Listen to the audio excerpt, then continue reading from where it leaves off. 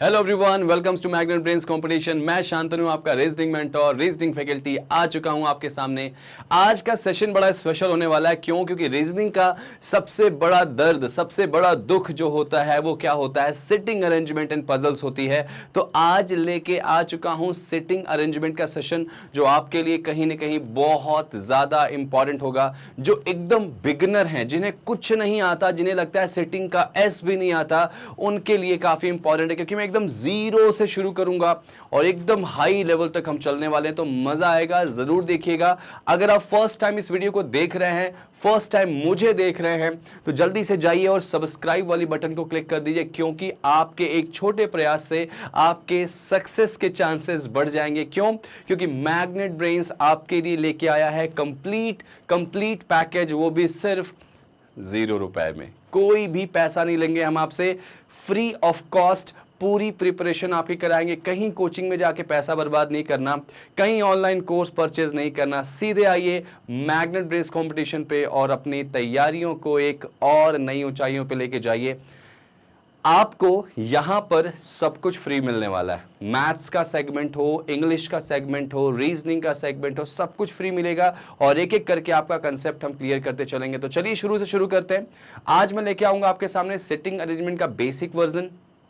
आज हम इंट्रोडक्शन करेंगे कि सिटिंग अरेंजमेंट में कैसे कैसे क्वेश्चंस आते हैं, क्या अप्रोच की जाती है। बड़े क्वेश्चन के लिए छोटे क्वेश्चन से ही शुरुआत की जाएगी और किस तरह से, अगर आपको कुछ नहीं आता सिटिंग अरेंजमेंट में, तो ये आपके लिए बहुत इंपॉर्टेंट क्लास होने वाली। तो पूरा जरूर देखिएगा और वीडियो अच्छा लगे तो लाइक करना, जल्दी से आप इसको शेयर कर दो। और अगर आपने सब्सक्राइब नहीं किया चैनल को तो जल्दी से कर लो, क्योंकि हम आपके साथ पूरी तरह से आपकी सफलता में एक बहुत बड़ा रोल अदा करने जा रहे हैं। बस बने रहो और एक सीट पक्की कर लो। चलो भाई, शुरुआत करते हैं सिटिंग अरेंजमेंट में। और आज हम सिटिंग अरेंजमेंट की अगर बात करें तो सिटिंग अरेंजमेंट में क्या पढ़ने वाले, देखिए टाइप ऑफ क्वेश्चंस की अगर मैं बात करूं तो सिटिंग अरेंजमेंट में क्वेश्चंस कैसे कैसे आते हैं, देखिए जरा एक एक करके बात करता हूं मैं। जो एग्जामिनर आपको क्वेश्चन देगा, अच्छा भाई एक बात तो याद रखना, चाहे बैंकिंग का एग्जाम दे रहे हो, एसएससी का एग्जाम दे रहे हो, कोई भी एग्जाम दे रहे हो भारत का, अगर उसमें रीजनिंग आ रही है तो ये टॉपिक आता है। और आपको बता दें कि इस टॉपिक की वेटेज कितनी होती है, मिनिमम 5 मार्क्स, मतलब इससे कम में नहीं आता। और ये मैक्सिमम 25 नंबर तक जाता है।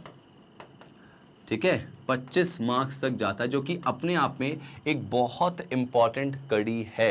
तो कहते हैं कि एक बहुत ही अच्छे किसी कहने वाले ने कही है बात कि अगर रीजनिंग को क्लियर करना है तो आपको पजल्स आनी चाहिए। एक बड़ा बेटर ट्रू है कि अगर आपको रीजनिंग में पजल्स नहीं आती तो आपके सिलेक्शन के चांसेस काफ़ी कम हो जाएंगे। इसीलिए मैं आपके सामने एकदम से बड़े क्वेश्चंस नहीं ला रहा हूं, एकदम जीरो लेवल से शुरू करेंगे, एकदम बेसिक लेवल से शुरू करेंगे और फिर पहुंचेंगे वहां तक जहां एग्जामिनर आपको क्वेश्चंस देता है। सिर्फ प्री नहीं, मेंस के क्वेश्चंस भी आपको मैं कराऊंगा, तो मजा आने वाला है।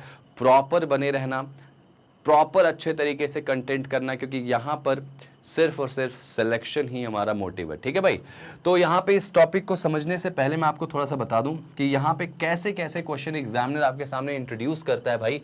तो एग्जामिनर आपके सामने सर्कल वाले क्वेश्चन देता है। सर्कल वाले क्वेश्चन आपको देगा कि एक सर्कल है, जिस सर्कल पे आपके सामने 6 लोग, 8 लोग, 10 लोग बैठे हैं, और यहां पे 3 कंडीशंस बना के देता है। पहली कंडीशन क्या बना के देगा एग्जामिनर, कि सभी के सभी जो हैं वो कहाँ देख रहे हैं भाई, सेंटर फेसिंग है। सभी के सभी लोग जो कहाँ देख रहे हैं, सेंटर यानी केंद्र में देख रहे हैं। Got it. एक कंडीशन क्या बना देगा कि कुछ लोग जो है वो सेंटर में देख रहे हैं, कुछ लोग बाहर देख रहे हैं। याद रखना, सेंटर वाला जो क्वेश्चन मैंने बोला कि सभी के सभी अंदर देख रहे हैं, इसमें यह भी कंडीशन बन सकती है कि सभी लोग कहाँ देख रहे हैं, बाहर। ऐसा भी हो सकता है, इनका दोनों का कंसेप्ट एक ही होता है। ठीक है, सेंटर आउट की बात करूं मैं तो कुछ लोग अंदर देख रहे हैं, कुछ बाहर देख रहे हैं। काफी इंपॉर्टेंट कड़ी है, ध्यान से इसको समझिएगा।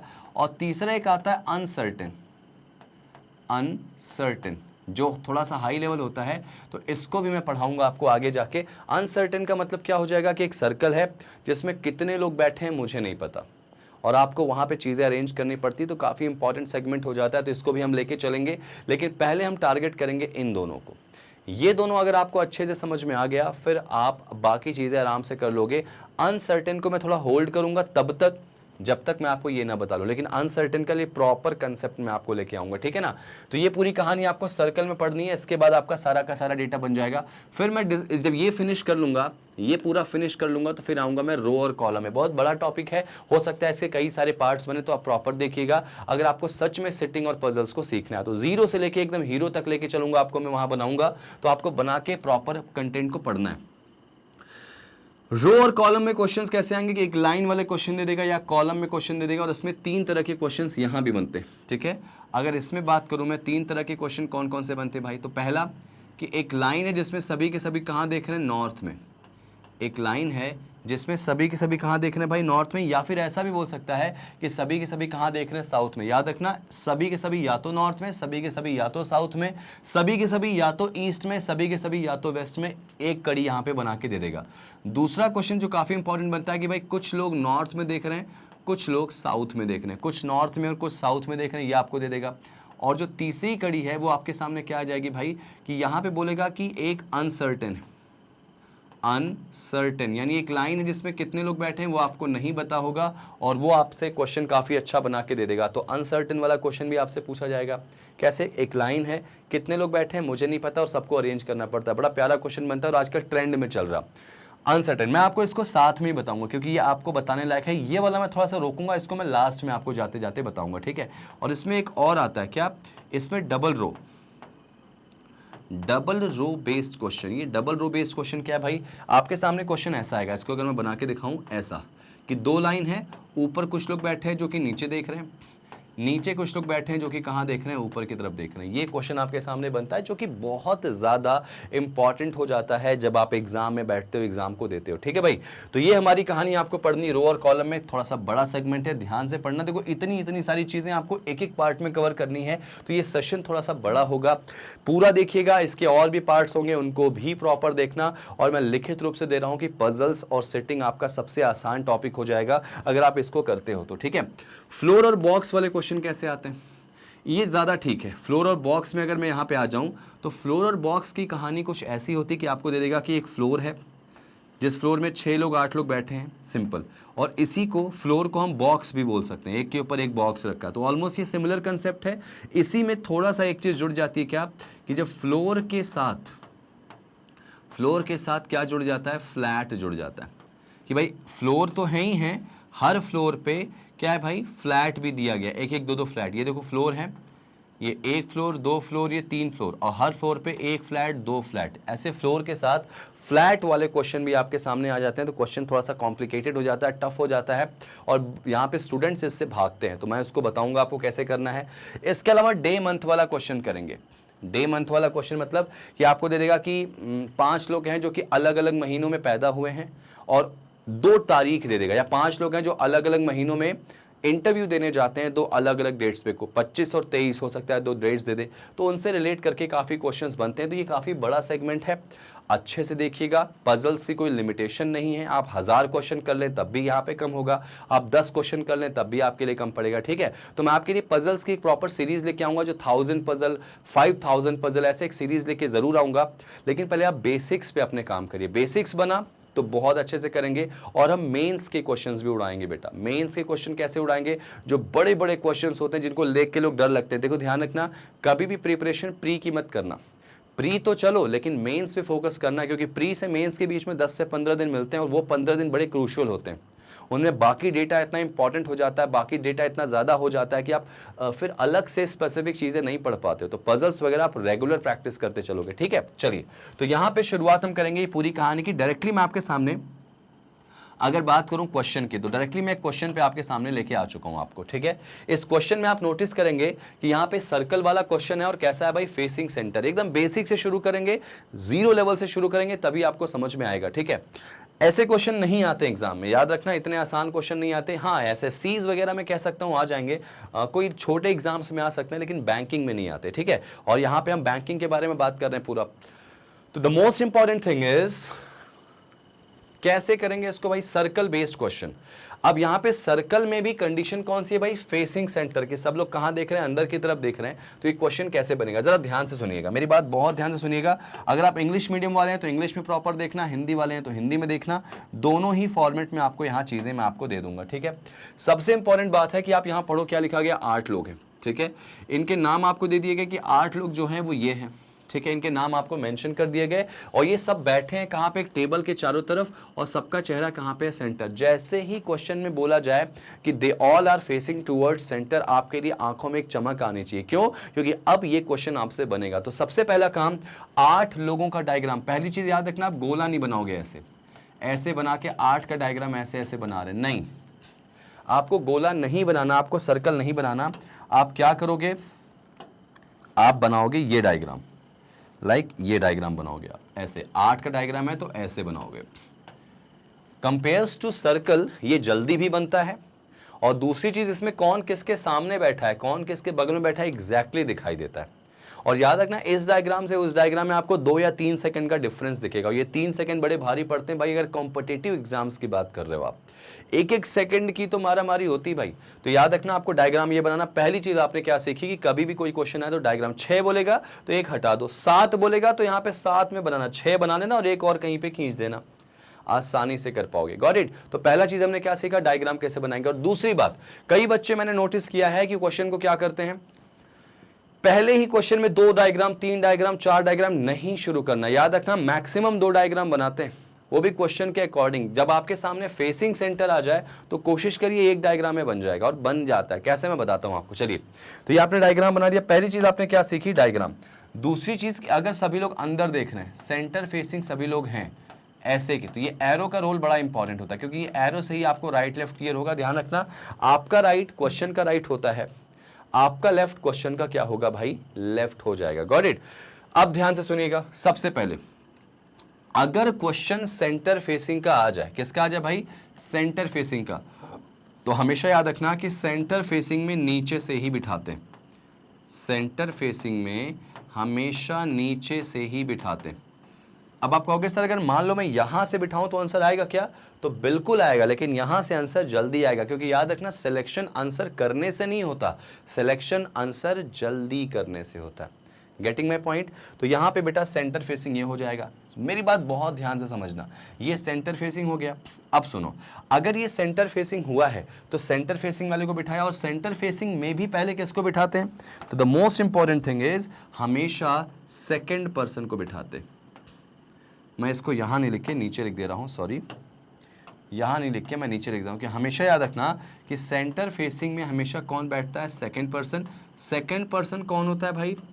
जो नाम पहला है वो फर्स्ट पर्सन, जो नाम दूसरा है वो सेकेंड पर्सन। Got it? अब यहां पे जरा देखो, अब आप कहोगे सर मुझे नहीं समझ में आया सेंटर सेकेंड पर्सन क्या होता है। जैसे मैंने एक लाइन लिखी, क्या कि A is third left of D. आसान सी अंग्रेजी है, सबको समझ में आ जाएगी कि ए जो है वो डी के बाएं दूसरे स्थान पे या तीसरे स्थान पे है। तो ऐसे वाले क्वेश्चन में आप नोटिस करोगे कि जो फर्स्ट नाम होगा ये होता है फर्स्ट पर्सन, जो सेकंड नाम होगा ये हो जाएगा सेकंड पर्सन। समझ में आई बात? जो पहला नाम होगा वो होगा आपका फर्स्ट पर्सन। ये देखो, ये आपका क्या हो जाएगा? फर्स्ट पर्सन हो जाएगा। पहला नाम जो होगा ना ये हो जाएगा फर्स्ट पर्सन, और जो दूसरा नाम होगा ये क्या हो जाएगा? Second person. हमेशा इस बात को ध्यान रखना, फर्स्ट पर्सन सेकंड पर्सन। तो पहले इसमें किसको बिठाएंगे? डी को बिठाएंगे। और एक और इंपॉर्टेंट बात ध्यान रखना, सर्कल वाले क्वेश्चन में ऐसी वाली लाइन आ जाए तो वहीं से क्वेश्चन शुरू करते हैं। मेरी बात फिर से सुनिएगा, ऐसी वाली लाइन आ जाए तो क्वेश्चन को वहीं से शुरू करना है। इसके अलावा अगर ऐसी लाइन आ जाए, कौन सी लाइन भाई? मैं इसको जरा 2 मिनट में मिटाता हूं, ठीक है। अगर इसके अलावा अगर मैं आपसे बात करूं कि इसकी जगह कोई और लाइन आ जाए, कौन सी लाइन आ जाए? ये वाली लाइन। कौन सी? क्या कि जो ए है, A is exactly between B and C. देखो भाई, इस लाइन को कभी नहीं बिठाते। पहला कारण कि इसमें 3 नाम दिए गए, दूसरा कारण कि अगर ए बी और सी के बीच में है तो मान लो ए को तुमने यहां रखा तो बी और सी अपनी अपनी जगह चेंज भी कर सकते हैं। अगर यहां बी रखोगे यहां सी रखोगे तो ऐसा भी तो हो सकता है कि सी इधर हो जाए बी इधर हो जाए। तो डाउट आ रहा, पहली लाइन से डाउट मत बनाना, ये कुछ बेसिक्स है, जान लो, उसके बाद आप क्वेश्चन डायरेक्टली करोगे भाई। दूसरी ऐसी लाइन कभी भी दिखे तो उसको आप अलग से लिख लो, क्या कि ए बी और सी के बीच में, लाइक ऐसे। समझ में आई बात? ठीक है, चलो आगे देख लेते हैं, इसमें आगे देख लेते हैं। ये चीज हमने बना लिया, तो हमेशा कौन सी लाइन पहले बैठाओगे भाई? जिसमें दो लोगों का जिक्र हो, राइट थर्ड लेफ्ट थर्ड ऐसे बोला गया, जैसा मैंने अभी आपको बताया। आपने क्या सीखा कि सर्कल में अगर सेंटर फेसिंग है तो नीचे से बिठाएंगे और पहले किसको बिठाएंगे? सेकंड पर्सन को। अगर मान लो क्वेश्चन आ जाए कि सभी लोग बाहर देख रहे हैं तो याद रखना स्टूडेंट्स, सभी लोग अगर बाहर देख रहे हैं तो हमेशा कहां से बिठाओगे? ऊपर से। अगर सभी लोग बाहर देख रहे हैं तो कहां से बिठाओगे भाई? तो हमेशा ऊपर से बिठाओगे। और आउट फेसिंग वालों को याद रखना, सभी के सभी बाहर देख रहे हैं अगर तो ऊपर से ही बिठाओगे। और यहां पे भी तुम किसको रखोगे? सबसे पहले यहां पे भी आप किसको रखोगे? तो सेकंड पर्सन को। सेकंड पर्सन को ही रखना होता है, हमेशा याद रखना। क्या इंपॉर्टेंट आपने सीखा कि सभी लोग अंदर देख रहे हैं तो नीचे से बिठाओ, सभी बाहर देख रहे हैं तो ऊपर से बिठाओ। मेरी बात समझ में आ गई? बेसिक्स क्लियर हुआ आपका? और पहले किसको बिठाना है आपको समझ में आ गया, और कौन सी लाइन पहले चूज करनी है वो भी आपको समझ में आ गया। इसके अलावा एक और इंपॉर्टेंट पॉइंट, अगर किसी भी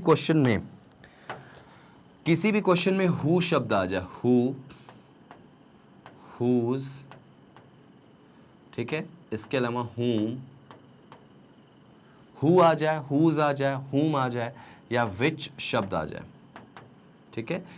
अगर हिंदी में बोलूं इनको मैं तो ये देखो, जो, जिसका, जिनका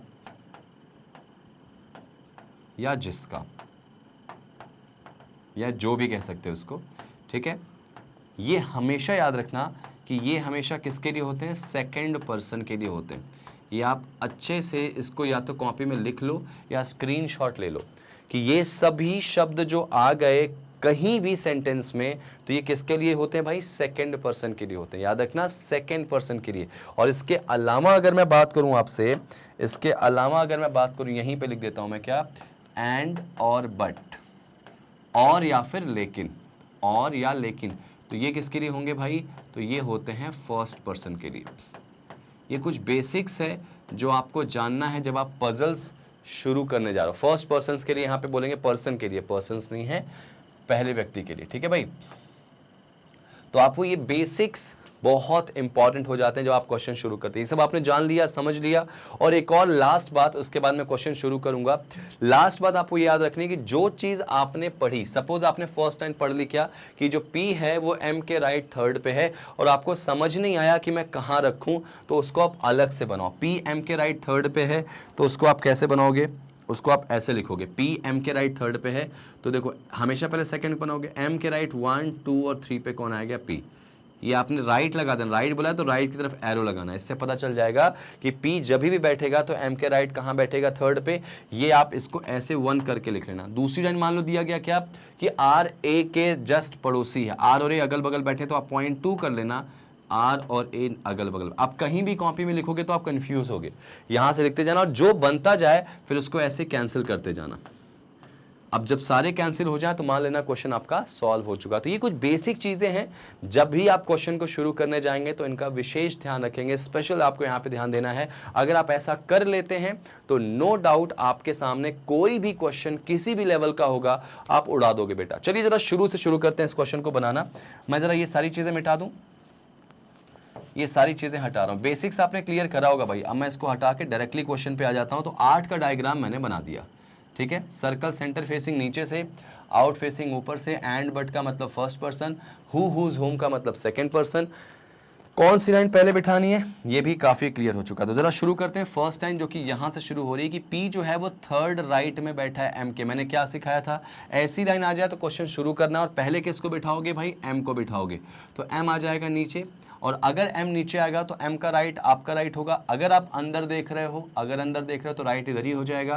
तो M के राइट 1 2 और 3, यहाँ कौन आ जाएगा? P हो जाएगा। क्वेश्चन की शुरुआत हो चुकी। अब अगर क्वेश्चन शुरू हो गया तो बस पिक्चर खत्म, आपके लिए बहुत आसान हो गई। उसके बाद क्या बोला गया था? देखो एंड वर्ड आ गया, मैंने बताया था एंड और बट किसके लिए होगा? फर्स्ट पर्सन के लिए। M है सेकंड पर्सन, P है फर्स्ट पर्सन। तो ये जो P है उसके लिए बोला गया कि जो P है वो सेकंड लेफ्ट है किसके, एस के, लेकिन बिठाना अभी भी किसको है, सेकंड पर्सन को। हमेशा पहले सेकंड को बिठाओगे भाई। तो जो पी है वो एस के लेफ्ट में सेकंड पे, तो पहले एस को बिठाओ। एस को ऐसा रखो कि पी लेफ्ट सेकंड पे आ जाए, तो ऑब्वियस सी बात है एस यहाँ आ जाएगा। और अगर तुम अंदर देख रहे हो तो लेफ्ट यही तो होगा, तो लेफ्ट सेकंड पे कौन आ गया, पी आ चुका है। क्वेश्चन का ये लाइन भी हमारा डेटा वाला आराम से अरेंज हो गया। ठीक है, आगे देखो क्या बोला गया कि जो टी है, T is third left of S. अब देखो जरा, पहले किसको बिठाओगे इसमें, सेकंड पर्सन को, एस को, एस बैठा हुआ है तो एस के लेफ्ट थर्ड पे टी को बिठाओ। तो अगर तुम यहाँ हो और आपका फेस जो है वो अंदर की तरफ है तो लेफ्ट हैंड कहाँ जाएगा, डेफिनेटली ऊपर की तरफ। तो 1, 2 और 3 पे कौन आ जाएगा, टी आ जाएगा। क्वेश्चन को शुरू करना है, आसान से बनाते चलना है। फिर आगे क्या बोला गया, Q is not neighbour of S. Q S का नेबर नहीं हो सकता, मतलब आप यहाँ लिख सकते हो कि क्यू यहाँ नहीं आ सकता, क्यू यहाँ नहीं आ सकता। तो क्यू की और कौन सी जगह बची भाई, क्यू की 2 जगह बच रही, एक ये बच रही, एक ये बच रही। ठीक है, तो आप इसको अपने शॉर्टकट में लिख लो कि एस क्यू एक साथ नहीं बैठेंगे। देखो शॉर्टकट में जो चीज़ ना बने लिखना ज़रूरी है। फिर क्या बोला गया, एन जो है ना, एन जो है वो किसका नेबर नहीं हो सकता, एम का। तो एम के बगल में एन यहाँ नहीं आ सकता, तो इस पॉइंट को भी लिख लेता हूँ कि एम और एन एक साथ नहीं आ सकते। ठीक है, ये देखो लिखने का तरीका होता है। फिर जरा आगे पढ़ो, ओ जो है वो एन के राइट सेकंड पे बैठा है, एन के राइट सेकंड पे ओ है। जब तुम्हारा एन बैठा ही नहीं है तो एन के राइट सेकंड पे ओ आएगा क्या, जरा सोचो। लेकिन ये अभी फिलहाल के लिए इसको मैं यहाँ लिख लेता हूँ, क्या अभी फिलहाल, हालांकि बन सकता है लेकिन मैं फिलहाल लिख देता हूँ कि एन के राइट सेकंड पे ओ है। ऐसे डेटा कलेक्ट करना भी तो सीखो। अच्छा, क्यू जो है वो किसका नेबर नहीं हो सकता, टी का। अगर क्यू टी का नेबर नहीं हो सकता तो मैंने कहा क्यू की ये जगह कैंसिल, ये कैंसिल, यही 2 जगह थी और क्यू टी का नेबर नहीं, तो क्यू यहाँ नहीं आएगा, मतलब क्यू की जगह फिक्स होगी और क्यू यहाँ पे अरेंज हो चुका है। तो यानी क्वेश्चन हमारा पूरा खत्म हो गया। अब जब खत्म हो गया तो हमने काफ़ी कुछ बना लिया है, काफ़ी कुछ कलेक्ट किया है। अब इसको उठा के इस पर रख दो, एन के राइट सेकेंड पे ओ बिठाना है। अगर मैं एन को यहाँ रखता हूँ तो अगर एन अंदर देख रहा तो राइट सेकेंड पे ओ नहीं आ सकता, इसका मतलब डेफिनेटली एन यहाँ होगा। और अगर नीचे अंदर देखेगा तो एन का राइट आपका राइट हो जाएगा, तो एन के राइट 1 और 2। देखो अगर आप अंदर देख रहे हो तो राइट यही होगा, तो एन के राइट सेकंड पे कौन आएगा भाई, ओ आ जाएगा ओ आ जाएगा। जैसे ही आपने ओ रखा काफ़ी कुछ यहाँ पे अरेंज होगा, एक ही जगह बची और एक नाम जो बचा होगा वो अपने आप वहाँ पे आ जाएगा। तो मेरे ख्याल से वो नाम कौन सा, अच्छा 2 नाम यहाँ बच गए ना, नहीं मेरे ख्याल से यहाँ पे कुछ था, जस्ट अ सेकेंड। ठीक है, यहाँ पे हाँ, यहाँ पे एम था। ठीक है, ये हल्का से गलती से हो गया, यहाँ पे एन कर लिया मैंने, यहाँ पे ओ कर लिया मैंने, सब अरेंज हो चुके हैं। एक नाम बच गया हमारा, वो एक नाम कौन सा बच गया भाई, वो नाम हमारा बच गया है कौन सा, क्यू हो चुका है, आर आर आर बचा शायद, ये लो आर आ गया। और आप नोटिस करोगे ये सारा का सारा डेटा अरेंज हो गया। क्यू के बगल में एस नहीं बैठा, देखो एम के बगल में एन नहीं बैठा, और एन के राइट थर्ड पे कौन हो गया, ओ हो गया। मतलब सारा का सारा डेटा हमने यहाँ अरेंज कर लिया। अब जब सारी कंडीशन आपने अरेंज कर ली है तो क्वेश्चन आपका सॉल्व हो गया। और नोटिस करना या याद रखना कि किसी भी क्वेश्चन को जब आप सॉल्व करते हो तो आपसे 5 क्वेश्चन पूछे जाते हैं। मैं यहाँ क्वेश्चन नहीं पूछ रहा, क्योंकि आप जब बना लोगे तो क्वेश्चन कुछ भी आएगा बना लोगे। अब जैसे मान लो पूछा गया, बताओ कि आर के ठीक सामने कौन बैठा है, तो आंसर क्या आएगा इसका, एस। 5 क्वेश्चन पूछे जाएंगे, याद रखना। सिलेक्शन हो गया तो नौकरी मिल जाएगी। सरकारी नौकरी आज के टाइम पे बहुत वैल्यूएबल है भाई। और आपसे पूछ सकता है बताओ क्यू के लेफ्ट सेकंड पे कौन है, तो अगर क्यू यहाँ है अंदर देख रहा है तो लेफ्ट सेकंड पे ओ और एस, यानी कौन है भाई, एस हो जाएगा। तो ऐसे ही 5 क्वेश्चन आसानी से बना लोगे। तो पूरी जो लड़ाई है वो यहाँ पे है, आपको इसको सॉल्व कर देना। एक बार सॉल्व कर ली तो आपने आधे से ज्यादा जंग जीत ली है। चलिए, अगर आपने ये क्वेश्चन सीखा होगा तो अगले वाले क्वेश्चन को वीडियो पॉज करके बनाने की कोशिश करना। ये क्वेश्चन देखो जरा, आसानी से बना सकते हो, ट्राई करो जरा इसको जल्दी से ट्राई करो।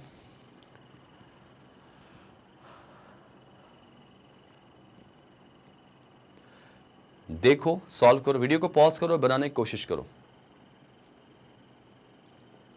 चलो मैं बताता हूं, इसको ध्यान से देखो कैसे इस क्वेश्चन को अप्रोच करना है। कैसे अप्रोच करेंगे भाई, आपके सामने क्या बोला गया, इस बार भी कितने लोग हैं, 3 3 6 और 1 7, इस बार 7% है भाई। इस बार अगर 7% है तो जल्दी से 7 का डायग्राम बना लेते हैं। यहाँ पे 7 का डायग्राम बनाओ। ये देखो, किसी को डाउट था ना 7 का डायग्राम कैसे बनेगा, ये देखो बन गया।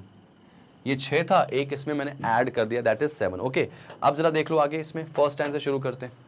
फर्स्ट लाइन क्या बोलेगी, सभी लोग सर्कुलर टेबल बैठे हैं, कहां देख रहे हैं, अंदर की तरफ, सेंटर फेसिंग आ गया। तो क्वेश्चन आपके लिए काफी आसान हो गया भाई, काफी आसान हो गया। तो first line is R is next to the left of you. इस लाइन का मतलब क्या होगा, R is next to the left of you and V. Sorry v अलग है, r जो है वो v के जस्ट कहां पे बैठेगा, लेफ्ट में बैठेगा। तो मेरे ख्याल से इसमें आपको बिठाना है तो आप बिठा सकते हो, क्या कि u के जस्ट लेफ्ट में r है, तो हमको पता है कि u को कहां बिठाना है आपको, नीचे की तरफ, और u अगर सेंटर फेसिंग है तो u का जस्ट लेफ्ट यहाँ कौन हो जाएगा, r हो जाएगा। तो यहाँ पे r हो चुका है, और आपको सबको पता है कि ये भी कहाँ देख रहा है, अंदर की तरफ, तो u और r आपने अरेंज कर दिया। फिर क्या बोला गया, v is second left of r, भाई r के लेफ्ट सेकेंड पे v है, तो अगर तुम अंदर देख रहे हो यहाँ पे, तो आपका लेफ्ट क्या होगा, 1 और 2, यानी यहाँ कौन होने वाला है भाई, यहाँ v हो जाएगा। और आपको पता है कि v कहाँ देख रहा है, अंदर की तरफ देख रहा है, गॉट इट। r के लेफ्ट सेकेंड पे कौन आ गया, v आ गया। आगे बोलता है एग्जामिनर की जो p है वो t के लेफ्ट में कहाँ पे है, थर्ड पे, p t के लेफ्ट थर्ड पे, तो हमेशा हमेशा सेकंड पर्सन को बिठाते हैं भाई, ये देखो, तो t को बिठाओगे अगर यहाँ पे तो 1 2 3 यहाँ पे p आ सकता है लेफ्ट थर्ड पे, t को यहाँ रखोगे तो 1 2 3 पे नहीं आ सकता, t को यहाँ रखोगे तो 1 2 3 पे p नहीं आ सकता, t को यहाँ रखोगे तो 1 2 3 पे p आ सकता है, मतलब t और p की दो कंडीशन बन रही, तो बिना सोचे समझे इसको लिख लो आप अलग से कि t के लेफ्ट 1 2 और 3 पे कौन आ जाएगा भाई, P आ जाएगा, लेफ्ट बोला गया है, तो आप ये चीज जरूर बना लेना, अलग से लिख लिया मैंने इसको। आगे जरा देखो कि जो Q है वो S और T के बीच में बैठेगा, तो मुझे एक बात समझ में आ गई कि Q S और T के बीच में बैठेगा, तो इसका मतलब यहां होगा कि Q होगा बीच में, और उसके बाद S और T कुछ ऐसे होने वाले थे, ये तीनों एक साथ बैठेंगे भाई। तो मुझे लगातार 3 जगह एक साथ चाहिए, और लगातार 3 जगह अगर एक साथ में बोलूंगा तो ये मुझे दिखाई दे रही है, तो इसका मतलब यहां तो डेफिनेटली कौन आने वाला है, यहाँ पे तो कौन आने वाला है, Q आने वाला है, जो कि कहाँ देख रहे हैं, अंदर में। और जैसे ही Q यहाँ आ गया तो फिर आपकी जो डाउट थी ना कि T को यहाँ रखूंगा तो 1 2 3 पे S आ जाएगा, वो क्लियर हो जाएगा। इसका मतलब अब कंफर्म हो गया कि यहाँ पे आने वाला है T, जो कि कहाँ देख रहा है भाई, अंदर की तरफ देख रहा है। और जैसे ही T अंदर देख रहा है तो इसके लेफ्ट में 1 2 3 यहाँ पे कौन होने वाला है भाई, यहाँ पे सॉरी P हो जाएगा ना, P, ये देखो P हो जाएगा। T के लेफ्ट थर्ड पे कौन हो गया, P हो गया, और जैसे P हो गया तो हमारे पास जो S था उसकी जगह क्लियर हो गई, तो यहाँ पे कौन आ जाएगा, S आ जाएगा, जो कि कहाँ देख रहा है, अंदर की तरफ देख रहा है। और जैसे ही आपने इसको अरेंज किया, क्वेश्चन आपका कंप्लीटली सॉल्व हो गया, सारे के सारी कंडीशन मैच हो गई, और आपने क्वेश्चन को यहाँ पे डन कर दिया, और बहुत परफेक्टली डन करा। मेरे ख्याल से सबको समझ में आ गया होगा, वेरी गुड, अमेजिंग। ओके, तो चलो भाई इसमें आगे बढ़ते हैं। याद रखना, सेंटर फेसिंग के क्वेश्चन जब आपके सामने आते हैं तो आपको आराम से कर लो। एक क्वेश्चन भी यहाँ से पूछा गया था, क्या कि which of the following is false, इनमें से कौन सा जो है वो गलत है, कि P जो है वो T के राइट में चौथा है। क्या देखो यहाँ पे P T के राइट में फोर्थ पे है, यहाँ पे अगर मैं बना लेता हूँ इसको, ये देखो इस क्वेश्चन में देखो, क्या P T के राइट में फोर्थ है, तो 1 2 3 4, ये बात तो सही है, और हमको बताना क्या, फॉल्स वाला, तो ये गलत हो जाएगा आंसर में। फिर क्या बोला गया, क्या कि U जो है वो इमीडिएट राइट में है R के, तो देखो यहाँ पे R के जस्ट राइट में U, ये भी बात सही है, और बताना क्या है, गलत है, तो ये भी कैंसिल हो जाएगा। अगला कि U जो है वो S के राइट थर्ड पे, तो क्या U S के राइट थर्ड पे, नहीं, S के लेफ्ट थर्ड पे U है, तो ये वाला हमारा रॉन्ग है, जो कि आंसर हो जाएगा, क्योंकि आपसे फॉल्स पूछा है भाई। स्टूडेंट्स ये भी गलती कर देते हैं कि फॉल्स की जगह क्या बता देते हैं, ट्रू बता के चले आते हैं, ठीक है। Q जो है वो इमीडिएट लेफ्ट है S के, तो देखो यहाँ पे S के जस्ट लेफ्ट में Q है, ये बात भी सही है, ये भी आंसर नहीं होगा, तो इसका मतलब डेफिनेटली आंसर क्या हो जाएगा, ऑप्शन नंबर सी। तो याद रखना, ऐसे ही 5 क्वेश्चन आपको एग्जामिनर देगा, ठीक है। चलिए बढ़ते हैं अगले क्वेश्चन की तरफ। अगला क्वेश्चन क्या है, जरा देख लेते हैं इस क्वेश्चन को। मुझे लगता है ये वाला क्वेश्चन भी आपसे बनना चाहिए, और आप बना लेंगे, क्योंकि यहाँ पे देखो अभी हम बेसिक्स पे काम कर रहे हैं। बेसिक्स में कॉन्फिडेंस बढ़ेगा तभी बड़े क्वेश्चन में एग्जीक्यूशन होगा। क्या बोला गया, KLMNOPQ कितने हो गए, 2 2 4 2 6 और एक 7, यहाँ पे 1 2 3 4 5 6 7 सर्कल के चारों तरफ बैठे हैं, और कहाँ देख रहे हैं, सेंटर के तरफ, क्या कर रहे हैं, डजंट मैटर। तो 7 लोगों का डायग्राम बना दो यहाँ पे, ये देखो ये 6 और एक ये 7। हमेशा याद रखना कि ये डायग्राम में अप्लाई करना बहुत आसानी से बनता है। अब द फर्स्ट लाइन इज क्या हो लगे इसमें कि O is neighbour of KNN। याद आ गई वो लाइन मैंने कही थी आपसे कि अगर आपसे बोला जाए कि ये इनका पड़ोसी है, ठीक है, या ये इनके बीच में बैठा है, तो मत करो, क्योंकि वहां पे डाउट बन जाएगा। तो फिर क्या करें, इस लाइन को कलेक्ट कर लो कि O K और N का नेबर है, तो यानी देखो O जो है ना वो K और N का नेबर है, मतलब डेफिनेटली K और N के बीच में होगा, तभी तो दोनों का नेबर हो जाएगा। मेरे ख्याल से पॉइंट समझ में आ गई। फिर क्या बोला गया, यहाँ से जो Q है वो P और M के बीच में नहीं होना चाहिए, तो ठीक है, इसको भी लिख लो कि कौन, Q P और M के बीच में नहीं होगा, तो P और M के बीच में Q नहीं होगा, नहीं होगा। ऐसे अभी तक कुछ समझ नहीं आया, आगे बढ़ते हैं। आगे क्या बोला गया, P is immediate right of K। ये लाइन आप बिठा सकते हो क्योंकि इसमें कंफर्म डेटा है। पहले किसको बिठाओगे, K को, सेंटर फेसिंग है तो नीचे से बिठाओ। K अंदर देख रहा, K के जस्ट राइट में P आएगा। ये देखो P आ चुका है, K के जस्ट राइट में P आ गया। अच्छा, उसके बाद क्या बोला गया, जैसे ही P और K आया तो आप देखो, नोटिस करो, K आने के साथ साथ ये डेटा हमारा अरेंज हो जाएगा, KON, तो यहाँ पे O होगा, यहाँ N हो जाएगा। भाई O डेफिनेटली K का भी नेबर है और N का भी नेबर है, यहाँ पे बन चुका है। अच्छा जी, उसके बाद ध्यान से देखिए जरा, L Q के लेफ्ट सेकेंड पे बैठेगा। L जो है ना वो Q के लेफ्ट सेकेंड पे, तो जरा नोटिस करो Q कहाँ आएगा। अगर मान लो Q को यहाँ रखें हम और Q अंदर देख रहा था, Q के लेफ्ट सेकंड पे L आ पाएगा, बिल्कुल नहीं आ पाएगा। तो ये हटा लो भाई, यहाँ से ये नहीं आ सकता, Q की जगह यहाँ कैंसिल। Q को यहाँ रखो और Q अगर अंदर देख रहा तो क्या लेफ्ट सेकंड पे, अगर अंदर देख रहा तो लेफ्ट यही होगा। 1 और 2 पे L आ पाएगा, बिल्कुल नहीं आ पाएगा, इसको भी हटा देते हैं। ठीक है, ये भी हटा दो। इसका मतलब Q की जगह कंफर्म हो गई। Q अंदर देख रहा है तो Q के लेफ्ट सेकंड पे कौन आ जाएगा, L आ जाएगा। L is second left of Q, तो L Q के लेफ्ट सेकंड पे, ये देखो यहाँ बन चुका है। सारी इंफॉर्मेशन कंफर्म हो गई है। एक नाम बचा है M, वो यहाँ आ जाएगा, जो कि कहाँ देख रहा है, अंदर। और एक बात तो बोली गई थी क्या, कि P और M के बीच में Q नहीं होना चाहिए, तो हाँ बीच में L आ रहा, क्यों नहीं आ रहा। क्वेश्चन सॉल्व, और आपको क्वेश्चन को अप्रोच करने में बहुत ज़्यादा दिक्कत नहीं जाने वाली। उम्मीद है आपको क्वेश्चन समझ में आ गया होगा। चलिए आगे बढ़ जाते हैं। क्वेश्चन छोटा हो या क्वेश्चन बड़ा हो, हमेशा ध्यान रखना है कि अप्रोच आपकी चेंज नहीं होनी चाहिए। देखो इसमें क्वेश्चन भी है आपका, क्वेश्चन क्या बनेगा भाई, देख लो जरा सा इसमें क्वेश्चन क्या बनेगा। ठीक है, अगर क्वेश्चन की बात मैं करूं इसमें, तो क्या बोला गया है कि एक दूसरे के अगल बगल बैठे व्यक्तियों की जोड़ी इनमें से कौन सी नहीं। देखो L और K एक साथ बैठे हैं क्या, L और K एक साथ नहीं बैठे हैं, ठीक है, जोड़ी नहीं है, तो ये आंसर हो सकता है। M और L, क्या M और L एक साथ बैठे हैं, बिल्कुल बैठे हैं, तो ये जोड़ी नहीं चाहिए हमको, और यहाँ पे जोड़ी है ये। N और O देखो एक साथ बैठे हैं, आंसर इसका फर्स्ट ही होना चाहिए। Q और N भी देखो एक साथ बैठे हैं, Q और N भी बैठे हैं, तो इसका आंसर क्या लग जाएगा, फर्स्ट, कि L और K जो है एकमात्र ऐसे पेयर हैं जो अगल बगल नहीं बैठे हैं। Got it. चलिए, और तो क्वेश्चन नहीं इसमें पूछा गया। 5 क्वेश्चन आते हैं भाई आपके सामने।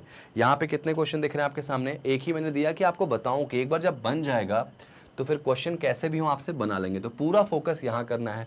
थोड़ा सा क्वेश्चन ये अलग हो गया, देखो ये क्वेश्चन थोड़ा अलग हुआ है। वीडियो को पॉज करके जरा इसको बनाने की कोशिश करो। तो कितने लोग हैं भाई, 7% इस बार भी हैं, नाम इनके दे दिए गए, मैं लिख लेता हूँ जरा 7 लोगों को। ये देखो 7% यहाँ पे बन चुके हैं।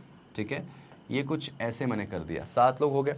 ये सभी के सभी कहाँ देख रहे हैं भाई, सेंटर में देख रहे हैं, केंद्र में देख रहे हैं, मतलब अंदर की तरफ देख रहे हैं। ये देखो सेंटर फेसिंग हो गया, सबका चेहरा जो है वो सेंटर है, मतलब अंदर की तरफ। ये एरो का बड़ा इंपॉर्टेंट रोल है अगर आप बिगिनर हो तो, क्योंकि आपको उससे राइट लेफ्ट क्लियर होगा। जरा फर्स्ट हैंड पढ़ो भाई, क्या है, यहां से शुरू हो रही कि जो G है वो 90 डिग्री पर बैठा है K से। अभी तक तुम नॉर्मल क्वेश्चन देख रहे थे, अब देखो डिग्री का इंट्रोडक्शन यहां पे हो गया। जो G है वो K से 90 डिग्री पर बैठा है, जरा नोटिस करो, G K से 90 डिग्री पे बैठा है। ठीक है, अगर G K से 90 डिग्री पे बैठा है तो देखो ऑब्वियस सी बात है, यहां पे मैं G को रखा और K यहां रख सकता हूं। क्या ये 90 डिग्री का एंगल बन रहा है यहाँ पे, नोटिस करो, हाँ जी बन रहा। तो K और G यहाँ पे बन गया। अब किसी के दिमाग में आएगा सर K यहाँ भी तो हो सकता है, बिल्कुल हो सकता है। K को यहाँ भी आप इमेजिन कर लो, लगे तो आप एक डायग्राम और बना लो। एक काम करते हैं, इसमें क्यों हौच पौच करना, एक डायग्राम और बना लो। ये देखो 6 और एक ये 7, तो यहाँ पे मैंने G रखा और K इस बार यहाँ रखा, तो देखो 90 डिग्री का एंगल यहाँ बन गया। चलो भाई आगे बढ़ लेते हैं। फिर क्या बोला गया, एंड वर्ड आया। एंड मतलब किसकी बात हो रही है, G की, कि यही जो G है वो 135 डिग्री है, कहाँ से भाई, M से। जो G है वो 135 डिग्री है M से, तो इसका मतलब 135 डिग्री, इसका मतलब क्या होता है भाई, 135 डिग्री का मतलब क्या होगा, 135 का मतलब होता है 90 प्लस 45, 90 प्लस 45। तो ऑब्वियस सी बात है, G से 90 डिग्री अगर मैं इसमें जाऊँ तो ये देखो 90 डिग्री यहाँ दिख रहा और ये 45 दिख रहा, तो M यहाँ हो सकता है, M इधर भी हो सकता है भाई, तो उसको मैं इसमें बना दे रहा हूँ। ये देखो 90 प्लस 45, इस वाले में M को मैंने यहाँ पे बना दिया। दोनों जगह चल रही भाई अच्छे से, और आप मेरे ख्याल से दोनों डायग्राम को प्रॉपर समझ पा रहे हो। ठीक है, चलो भाई आगे देख लेते हैं। आगे क्या बोला गया आगे बोला गया कि जो R है वो P के राइट थर्ड पे, तो P के राइट थर्ड पे तो डेफिनेटली पहले P को बिठाएंगे, और आपको पता है कि हमेशा सेंटर फेसिंग नीचे से बिठाते हैं भाई। तो यहाँ पे मैं रख सकता हूँ, यहाँ पे किसको रख सकता हूँ भाई, R को। R is third right of P, तो यहाँ P को रख लिया। P के राइट 1 2 3, यहाँ कौन आ जाएगा, R आ जाएगा। इसमें देखो यहाँ पे P को रखा 1 2 3 R। अब किसी के दिमाग में ये तो नहीं आ रहा कि सर आपने ही तो कहा था कि, क्या कहा था भाई आपने, कि नीचे से बिठाते, तो आपने G को ऊपर क्यों रखा? क्योंकि डिग्री का कंसेप्ट है। हमेशा ऐसी लाइन ढूंढा करो कि ये इसके राइट थर्ड, लेफ्ट थर्ड, तुरंत राइट में, तो वहां नीचे से बिठा सकते हो। ये डिग्री जनरली 90 डिग्री के ऊपर ही हम बना के रखते हैं, इसलिए मैंने ऊपर रख दिया, ठीक है। आप नीचे भी बना सकते हो, ऐसा कुछ है नहीं। आगे क्या बोला गया, देखो जरा, कि जो P है वो इमीडिएट राइट में है A के, तो ठीक है भाई, A यहाँ होने वाला है, A के जस्ट राइट में P है। अब इसमें देखो P क्या A के जस्ट राइट में हो पाएगा? नहीं हो पाएगा, तो ये डायग्राम क्या हो गया, कैंसिल। और अगर ये डायग्राम कैंसिल हो गया तो ऊपर वाला डायग्राम बिल्कुल सही है।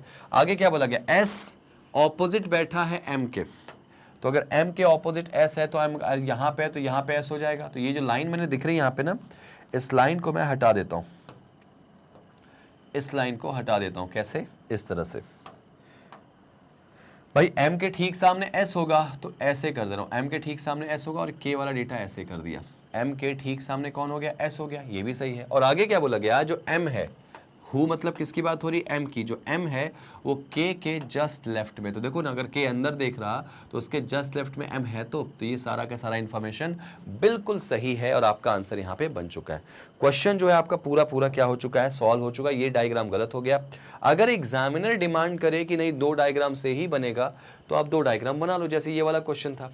अगर आपको लग रहा है कि 1 से काम चल जाएगा तो 1, लेकिन याद रखना मैक्सिमम 2। मेंस के क्वेश्चन भी 2 से ज्यादा डायग्राम नहीं बनाते।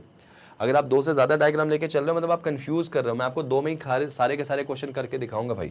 चलो अगला क्वेश्चन देख लेते हैं इसमें जरा। नेक्स्ट, इसमें क्या पूछा गया, ए के राइट सेकंड पे कौन है भाई, जरा चेक करो, इसमें क्वेश्चन भी है। ए के राइट सेकंड पे कौन है भाई, तो अगर तुम अंदर देख रहे हो तो राइट सेकंड बोला गया ना, हाँ, राइट सेकंड पे कौन आएगा, एम आ जाएगा। ए के राइट सेकंड पे एम आ जाएगा, जो कि ऑप्शन में दिख रहा है मुझे फर्स्ट। ऐसे 5 आते हैं, वो तो गनीमत है कि आपके सामने एक ही मैंने दिया है कि आपको बस डायग्राम समझ में आ जाए, क्वेश्चन तो आप सारे ही बना लोगे। अब क्या बोला गया भाई, देखो यहाँ पे ये क्या था, मैंने अभी तक आपको सारे क्वेश्चन कराए, कैसे कराए, कुछ लोग यहाँ पे सभी के सभी सेंटर देख रहे हैं। एक क्वेश्चन मैंने ये लाने की कोशिश की आपके सामने, क्या कि भाई टोटल 8 दोस्त हैं, नाम उनके दे दिए गए हैं, सर्कल के चारों तरफ बैठ रहे हैं, सारे के सारे कहाँ देख रहे हैं, बाहर। इससे कोई फर्क नहीं पड़ेगा, कंसेप्ट वही रहेगा, बस अब आपको कहाँ से बिठाना है, ऊपर से बिठाना है। तो 8 का डायग्राम बनाओ ना इसमें, ये देखो, ये 8 का डायग्राम बन गया, और आपके सामने 8 का डायग्राम बना है। सभी के सभी कहाँ बैठे हैं भाई, ऊपर की तरफ बैठे हैं। मैं इधर आ जाता हूँ, ठीक है। अब जरा ध्यान दो किस तरह से बिठाए गए हैं कि no 2 people are sitting together according to alphabetical order. मतलब कि ए के बगल में बी नहीं आ सकता, बी के बगल में सी नहीं आ सकता, सी के बगल में बी नहीं आ सकता, डी नहीं आ सकता। मतलब जो अल्फाबेटिक ऑर्डर है उस सीक्वेंस में इनको नहीं बिठाना, ठीक है। बिठाना है कि नहीं, हाँ नहीं बिठाना। No 2 people sitting according to alphabet order, ठीक है भाई। ए के बगल में बी नहीं आ सकता। आगे क्या बोला गया इसमें, आगे सबसे फर्स्ट टाइम देखो यहां से शुरू हो रही कि जो जी है वो सेकंड लेफ्ट में है किसके, एच के, सिंपल। तो ये देखो एच आ गया, सॉरी, अब यहाँ पे सारे के सारे बाहर देख रहे हैं ना, अगर सारे बाहर देख रहे हैं तो ऊपर से बिठाओ। तो ये एच आ गया, एच अगर कहाँ देख रहा है, बाहर, तो अगर एच बाहर देख रहा है तो एच के लेफ्ट सेकंड पे कौन आएगा, जी आ जाएगा। तो एच के लेफ्ट सेकंड पे 1 और 2 पे यहाँ कौन आएगा, जी आ जाएगा। ये देखो जी आ गया, ये भी कहाँ देख रहा है, बाहर। एच अगर बाहर दिखेगा तो इसका लेफ्ट आपका लेफ्ट हो जाएगा, जी आ चुका है। आगे देखो यहाँ पे, अब यहाँ पे हु वर्ड आया। अब ये हु का मतलब किसकी बात हो रही है, एच की बात हो रही है, कि जो एच है वो ई के लेफ्ट थर्ड पे, ई के लेफ्ट थर्ड पे। तो एच को ई के लेफ्ट थर्ड पे रखना है, तो ई को ऐसी जगह रखो कि एच थर्ड पे आ जाए लेफ्ट में। तो डेफिनेटली ई यहाँ आ जाएगा, ठीक है, ई यहाँ आ जाएगा। और ई कहाँ देख रहा, बाहर। तो अगर तुम बाहर देख रहे तो लेफ्ट थर्ड यही होगा ना, 1 2 3 पे। ये आपका डन हो गया। आगे देखो, यहां से पढ़ते जरा सा। Only 3 people are sitting between G and B. G और बी के बीच में 3 लोग हैं। अगर 8 में बोला जाए कि 3 लोग बीच में बैठे हैं तो डेफिनेटली वो 2 लोग जो होंगे वो आमने सामने होंगे। तो जी और बी के बीच में कितने लोग हैं, 3 लोग। इधर से देखो तो 1 2 3 हो गया, इधर से देखो तो 1 2 3 हो गया, ठीक है। आगे क्या बोला गया, बी जो है वो कहाँ पे है, इमीडिएट राइट है किसके, एफ के। तो एफ के जस्ट राइट में बी होगा, तो डेफिनेटली एफ तो यहीं आएगा। और एफ अगर बाहर देखेगा तो उसका राइट यहीं पे होने वाला, तो ये भी सही हो गया। अब हु शब्द आया, हु मतलब किसकी बात हो रहा है भाई, एफ की बात हो रही, कि जो एफ है वो ई के बाएं दूसरे पर है, तो ई के लेफ्ट सेकंड पे, तो डेफिनेटली ई यहाँ आ जाएगा। अगर ई बाहर देख रहा तो ई के लेफ्ट सेकंड पे कौन आ गया, लेफ्ट बोला गया, राइट बोला गया, अच्छा सॉरी, ई तो ऑलरेडी अरेंज हो गया ना, एफ जो है ना वो ई के लेफ्ट सेकंड पे, तो अगर ई यहाँ पे है तो ई के लेफ्ट सेकंड पे, एफ तो ऑलरेडी दिख रहा, बिल्कुल सही है।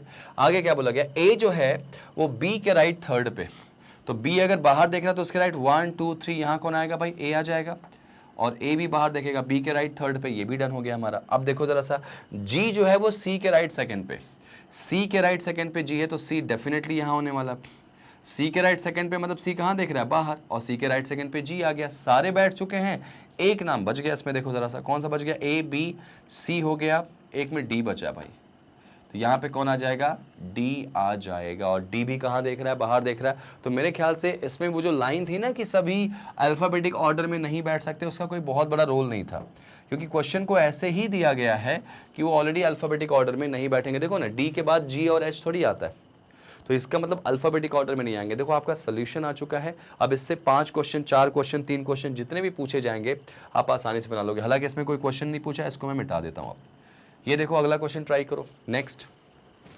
हर तरह के क्वेश्चंस मैं लेके आया हूं आपके सामने, और ध्यान रखना सभी के सभी जो है, सभी के सभी जो हैं वो क्या करना है, आपको इसमें बनाने की कोशिश करना। अब देखो ये क्वेश्चन थोड़ा अलग कर दिया मैंने आपको क्या बताया, सेंटर फेसिंग की सभी लोग अंदर देख रहे हैं तो कैसे बिठाओगे, ठीक है। मैंने आपको बताया कि सभी लोग बाहर देखेंगे तो कैसे बिठाओगे, कंसेप्ट क्लियर है। सेंटर फेसिंग मतलब अंदर नीचे से, आउट फेसिंग मतलब सभी को बाहर से। अब ये क्या बोला गया जरा देखो कि टोटल कितने लोग हैं भाई, 8 लोग हैं, ठीक है। 8 लोगों के नाम दे दिए गए, ये सभी एक सर्कल के चारों तरफ बैठे हैं, लेकिन जरूरी नहीं कि इसी क्रम में हो। 3 of them are facing outward, मतलब इनमें से कोई 3 हैं जो बाहर देख रहे हैं और 5 लोग कहाँ देख रहे हैं, अंदर। तो अब क्वेश्चन थोड़ा कॉम्प्लिकेटेड हो गया, 3 लोग बाहर देख रहे हैं, 5 अंदर देख रहे हैं, मतलब अब ये क्वेश्चन कैसा आ गया, सेंटर आउट का, कि कुछ अंदर देख रहे हैं कुछ बाहर। हालांकि इसमें पता है, तो अब इस क्वेश्चन को कैसे अप्रोच करेंगे जरा ये भी सीख लो। तुमने क्या सीखा पहले, सेंटर फेसिंग का लॉजिक, तुमने क्या सीखा कि अगर सब बाहर देख रहे हैं। अब अगला क्वेश्चन क्या कंसेप्ट सीखोगे आप, कि कुछ लोग अंदर देख रहे हैं कुछ लोग बाहर देख रहे हैं, गॉट इट। तो देखो ऐसे वाले क्वेश्चन को करने के लिए भाई आपको सबसे पहले अप्रोच क्या करनी पड़ती है कि आपको एक नहीं 2 डायग्राम बनाने। हमेशा इस बात का ख्याल रखना कि कभी भी सेंटर आउट वाला क्वेश्चन आ जाए तो 2 डायग्राम से ही क्वेश्चन को शुरू करते हैं, कभी भी एक डायग्राम से क्वेश्चन को शुरू नहीं करते हैं भाई, ठीक है, नहीं करते। चलो जरा देख लेते हैं यहाँ पे सबसे फर्स्ट लाइन क्या थी यहाँ पे, the very first line is M is third right of K. अब मुझे नहीं पता कि, अब ये सी बात है, एम और के में पहले कौन आएगा, के आएगा। तो जब मुझे पता ही नहीं कि के कहाँ बैठा है, कहाँ देख रहा, भाई देखो अगर के अंदर देख रहा होता तो के को मैं नीचे रखता, अगर के बाहर देख रहा होता तो के को मैं ऊपर रखता, लेकिन मुझे पता ही नहीं है कि अभी फर्स्ट लाइन से के कहाँ देख रहा है, तो क्या करें, कैसे क्वेश्चन को स्टार्ट करें। तो याद रखना मुझे नहीं पता के कहाँ देख रहा है, लेकिन एक बात तो पता है ना, के या तो अंदर देखेगा, के या तो बाहर देखेगा।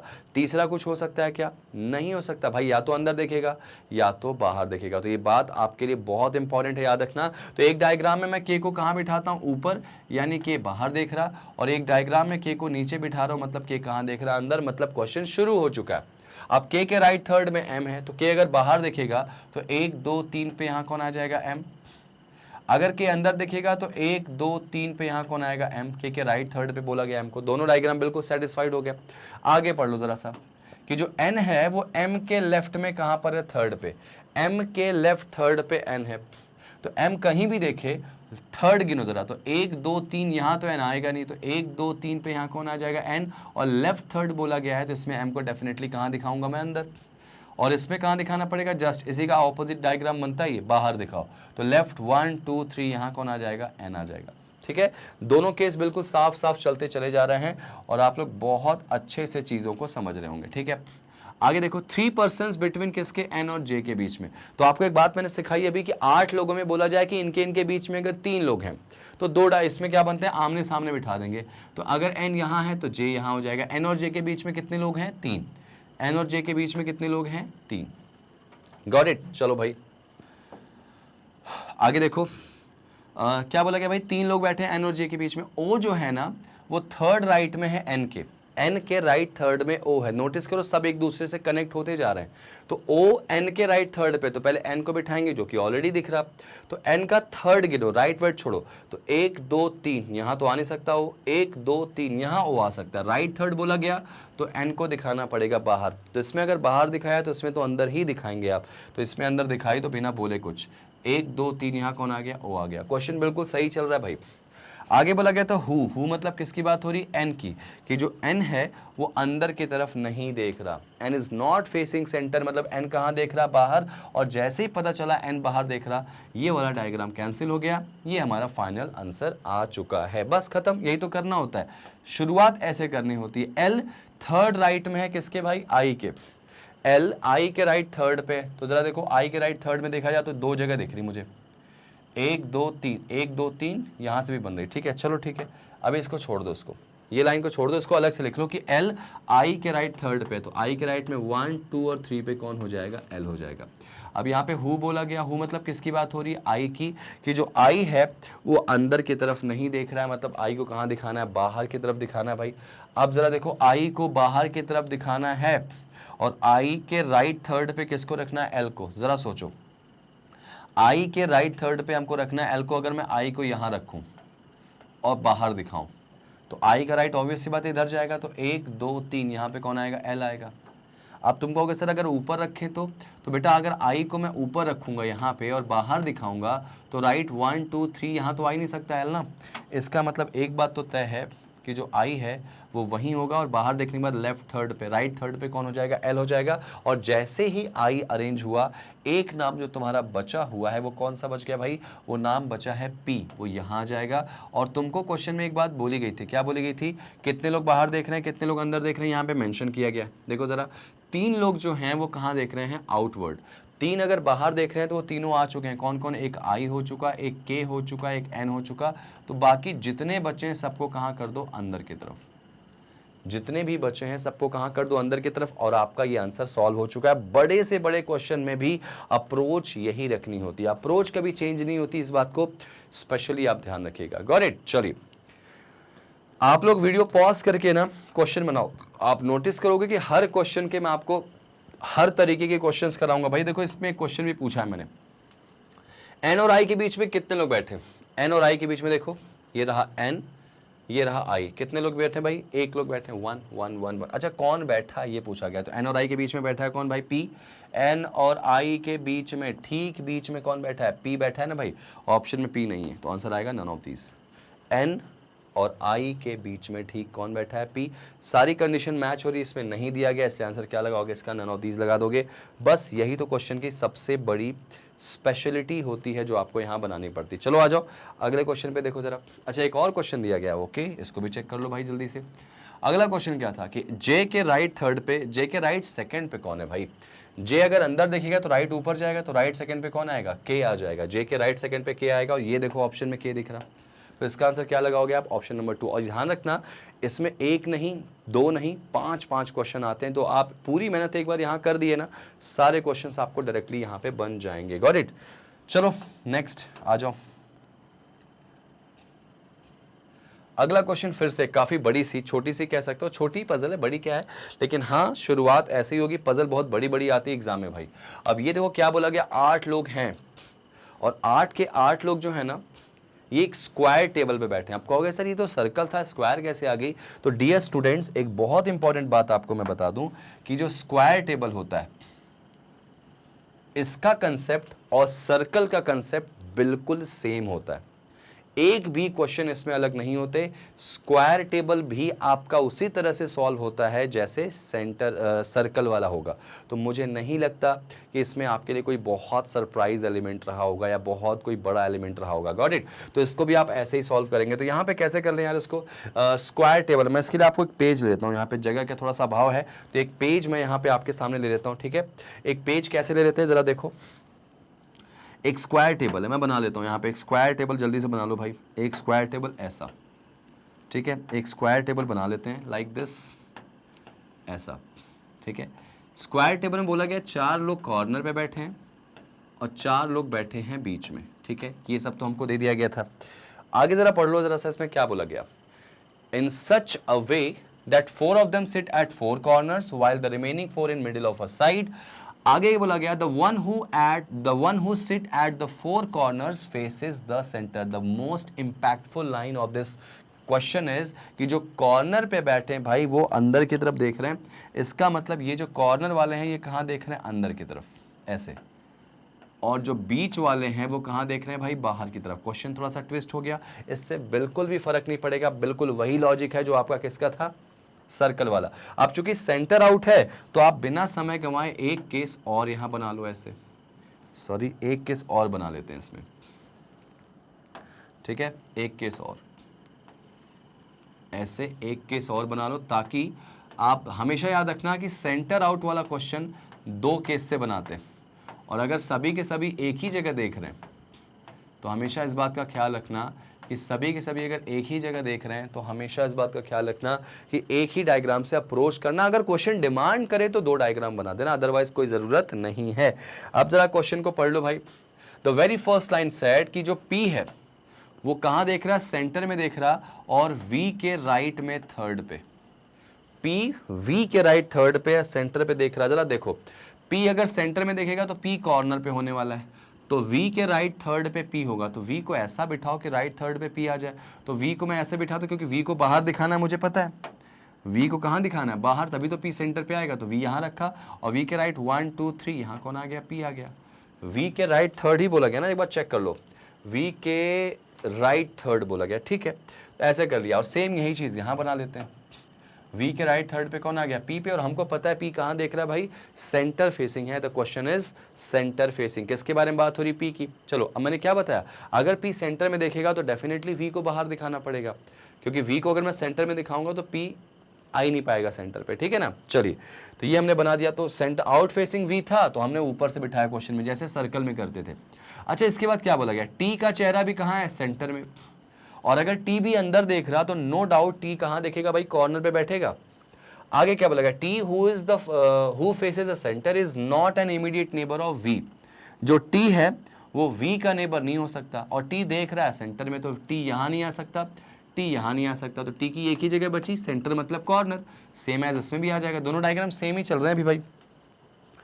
आगे जरा देख लो इसमें, only 1 person sit between V and W। भाई V और W के बीच में अगर एक ही लोग केवल बैठे हैं तो अब 2 डायग्राम की वैल्यू देखो समझ में आएगी। अगर V यहाँ है तो एक छोड़ के यहाँ W आ सकता है। V और W के बीच में कितने लोग भाई, एक लोग। सेम ऐसे ही अगर V यहाँ है तो W यहाँ आ सकता है, कि V और W के बीच में कितने लोग, एक लोग। नो डाउट अब यहाँ पे एक क्वेश्चन चेंज हो गया, ये क्वेश्चन पूरा चेंज हो गया। बीच में एक मैं बड़ी सी लाइन खींच देता हूं कि ये 2 केस हैं, एक इधर चल रहा है एक उधर चल रहा है। अब देखो दोनों अलग अलग हो गए, अब इसमें से एक सही एक गलत है। 2 ऑप्शन लेके चलोगे एग्जाम में फंसोगे नहीं, एक गलत हुआ तो एक तो रहेगा ना ऑन द टाइम, तो ये थोड़ा सा आपको ध्यान रखना है भाई। चलो ये भी बन गया, S is second right of Q, ठीक है भाई। S Q के राइट सेकेंड पे मुझे नहीं पता, अलग से लिख लो, Q के राइट सेकेंड पे S है, तो Q के राइट 1 और 2 पे कौन आएगा, S आ जाएगा। Q के राइट सेकंड पे कौन आएगा, S आ जाएगा, ठीक है।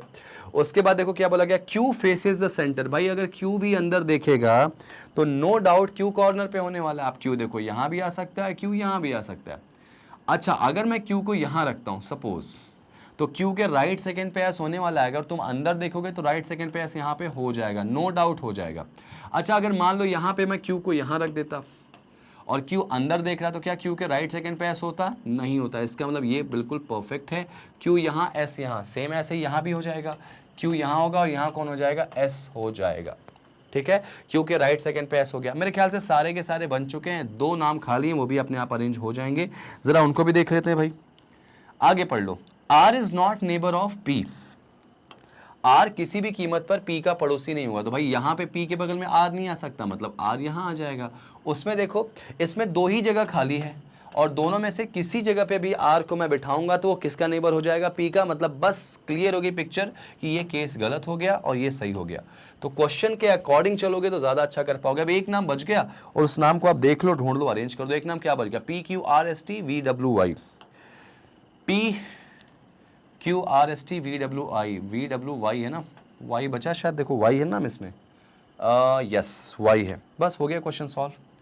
क्वेश्चन आपका सॉल्व हो गया। ये देखो आपका फाइनल आंसर आ गया, वो आपका एलिमिनेट हो गया। तो इस तरह से कभी भी सेंटर आउट वाले क्वेश्चन हो, दो तरह से ही आपको लेके चलना, और वही कंसेप्ट स्क्वायर टेबल के साथ, वही कंसेप्ट आपका सर्कल के साथ, वही कंसेप्ट आपका ट्रायंगल के साथ, वही कंसेप्ट आपका पेंटागन के साथ, वही कंसेप्ट आपका हेक्सागन के साथ। तो सब कुछ यही चलता है भाई। ऐसा नहीं कि हेक्सागन का कोई क्वेश्चन आ गया तो उसमें अलग होगा, मैं कराऊंगा उसके क्वेश्चन आगे जब लेवल बढ़ाऊंगा।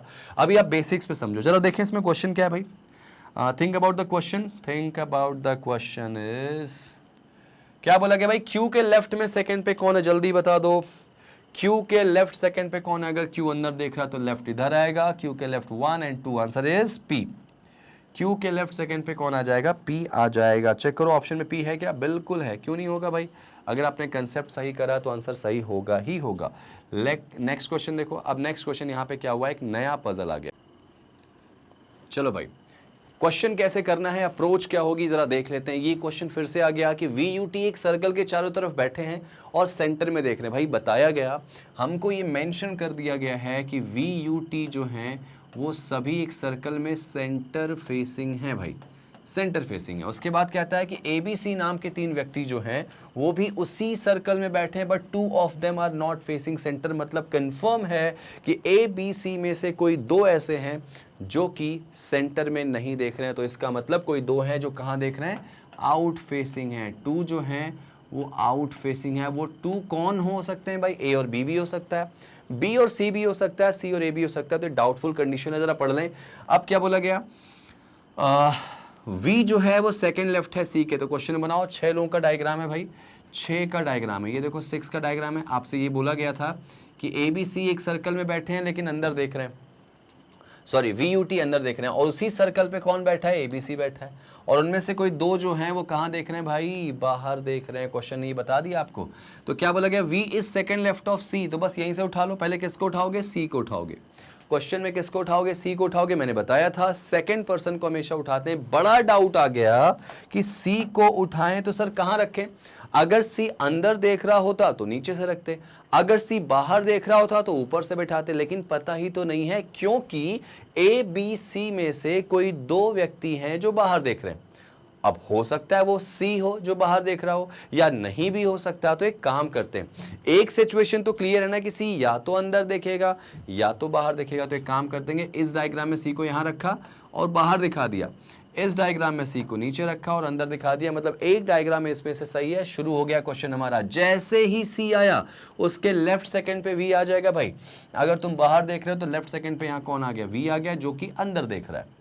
इसमें C अंदर देख रहा है तो लेफ्ट सेकंड पे V आ गया यहाँ पे, जो कि अंदर देख रहा है। भाई क्वेश्चन स्टार्ट है, चल रहा है, प्रॉपर चल रहा है, ठीक है। अच्छा, उसके बाद क्या बोला गया? उसके बाद बोला गया कि U is second right of A। U A के राइट में सेकेंड पे, मुझे नहीं पता, छोड़ दो। तो A के राइट सेकेंड पे U हो जाएगा भाई। U A के राइट सेकेंड पे हो जाएगा, परफेक्ट। आगे क्या बोला गया? B and T are seated opposite to each other. मैंने बताया था कि B और T आमने सामने अगर आपको बिठाने हैं तो रख लेते हैं। देखो आमने सामने की ये जगह खाली दिख रही, तो अगर यहाँ B करूंगा तो T यहाँ आ जाएगा। ऐसा भी तो हो सकता है कि यहाँ B हो और यहाँ कौन हो? T। डाउटफुल है, लिख लिया। इसमें देखो अगर B यहाँ कर दिया तो T यहाँ हो गया, अगर B यहाँ रखा तो T यहाँ हो जाएगा। तो B और T की कहानी भी बन चुकी है भाई, नो डाउट, आराम से आपने बना दी, ठीक है, ये आपने बना दिया। फिर जरा आगे पढ़ लो। फिर एग्जामिनर कहता है कि जो C है ना वो T के राइट सेकंड पे है भाई, T के राइट सेकंड पे, और तुमको पता है कि T कहाँ देख रहा है? सेंटर फेसिंग में। जरा एक बात बताओ, अगर T को यहाँ रखूं तो क्या ये सेकंड आएगा? बिल्कुल नहीं आएगा। इसका मतलब यहाँ तो T नहीं आने वाला भाई, तो यहाँ कौन आएगा? B आ जाएगा। और यहाँ फिर कौन आएगा? T। और T तुमको पता है अंदर देख रहा, और अगर T अंदर देख रहा तो T के राइट सेकंड पे C होना चाहिए, है क्या? बिल्कुल है। C जो है वो T के राइट सेकंड पे है, मतलब सब कुछ यहाँ पे ठीक चल रहा। और अगर C T के राइट सेकंड पे तो यहाँ बन चुका है। इसमें देखो क्या T जो है उसके राइट सेकंड पे C आ रहा, तो T को यहाँ रखूंगा तो C तो नहीं आने वाला भाई। इसका मतलब B यहाँ आ जाएगा और यहाँ पे T आएगा। और जैसे ही यहाँ T पे रखूंगा, अगर T को मैं यहाँ पे और T को अंदर दिखाऊंगा, तो क्या T के राइट सेकंड पे C आ रहा? नहीं आएगा। क्यों? क्योंकि ये T का क्या हो जाएगा? लेफ्ट। और अगर ये लेफ्ट सेकंड पे C आ रहा, मतलब ये क्वेश्चन हमारा क्या हो गया? रॉन्ग हो गया। ये क्वेश्चन हमारा रॉन्ग हो गया। यहाँ पे ये डायग्राम रॉन्ग हो गया। ये वाला डायग्राम 100% ट्रू है। मतलब आपको पता चल गया है कि कौन देख रहा है बाहर भाई? C देख रहा है बाहर। कौन देख रहा है बाहर? सी देख रहा है बाहर। क्वेश्चन आराम से सॉल्व कर लिया आपने। अब एक बात तो तय है कि ए बी सी में से एक नाम पता चल गया कि सी है जो बाहर देख रहा है, ठीक है। आगे देखो क्या बोला गया, ए जो है वो इमीडिएट नेबर है वी का, तो ठीक है भाई यहाँ पे ए आ गया वी का नेबर, और जैसे ही यहाँ ए आया नो डाउट यहाँ पे कौन आएगा? यू, और तुम्हें पता है कि यू कहाँ देख रहा है भाई? अंदर। अब एक लाइन जो मैंने यहाँ लिखी थी कि यू ए के राइट सेकेंड पे होना चाहिए, क्या बोला मैंने कि जो u है वो a के राइट सेकंड में होना चाहिए। तो अगर a अंदर देख रहा तो a के राइट सेकंड पे कौन होगा? u हो जाएगा। u a के राइट सेकंड पे हो जाएगा, गॉट इट। और अगर a अंदर देख रहा उसके राइट सेकंड पे u हुआ तो नो डाउट b जो है वो कहां देखेगा? बाहर, क्योंकि a b c में से दो बाहर देख रहे हैं। c का पता चल गया था, अभी एक और पता चल गया कि b भी कहां देख रहा है? बाहर देख रहा है। तो इस तरह से आपने इसका आंसर परफेक्टली सॉल्व कर दिया।